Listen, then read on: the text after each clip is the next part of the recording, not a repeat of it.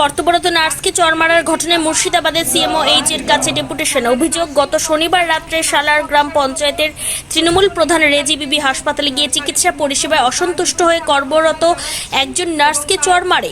এই নিয়ে রবিবার সকাল থেকে এই ঘটনার বিরুদ্ধে হাসপাতালের গেটের সামনে ধর্নায় বসে ও প্রতিবাদ দেখান হাসপাতালের নার্সরা। তাদের দাবি ছিল 24 ঘন্টার ভিতর অভিযুক্ত প্রধানের সঠিক দৃষ্টান্তমূলক শাস্তি দিতে হবে।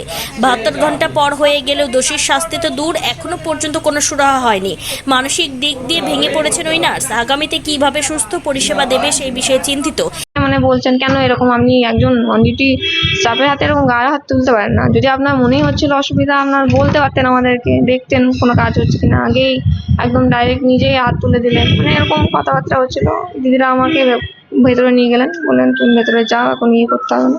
তার ব্যাপারটা তো ডক্টর এমও আর দিদিরা, স্টাফ দিদি, গ্রুপ ডি স্টাফ সবাই ওনারা দেখছিলেন। তার কিছুক্ষণ পর পুলিশ এসে আমার বয়ান নেয় ভিডিও রেকর্ড করে।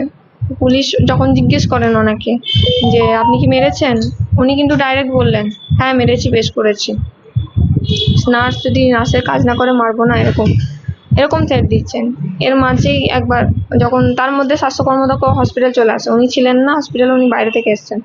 উনি এসে আমাকে সরি বলছেন, দিদি আমি ছিলাম না, কিছু মনে করবেন না, আমি থাকলে এই জিনিসটা হতো না, সরি দিদি, ওনার হয়ে আমি ক্ষমা চাইছি। আমি দাদাকে একটা কথাই বললাম, দাদা আপনি কেন সরি বলছেন? আপনি ভুল করেননি, যিনি ভুল করেছেন তিনি তো কিছু বললেন না, আপনি কেন সরি চাইছেন? আপনি তো সরি করার বলার মতো কিছু কাজ করেননি। উনি আমাকে বিনা কারণে সবার সামনে এইভাবে জাস্ট একটা মারলেই হলো। আমি স্টাফের আগেও আমি একটা মানুষ, তারপর আমি একজন মহিলা। উনি আমার সঙ্গে বলতে পারতেন যে ব্যাপার ঠিক করো, বা যদি সেই পেশেন্টটা যদি একদম গুরুতর অবস্থায় থাকতো, যদি বলতো যে দিদি আমি একটু আসতে পারছি না, যেতে পারছি না, দিদি আমাকে এখানেই দিন, বা পেশেন্ট যদি একদম বেড রিডেন থাকতো, আমি কি বলতাম নাকি যে আসো নার্সিং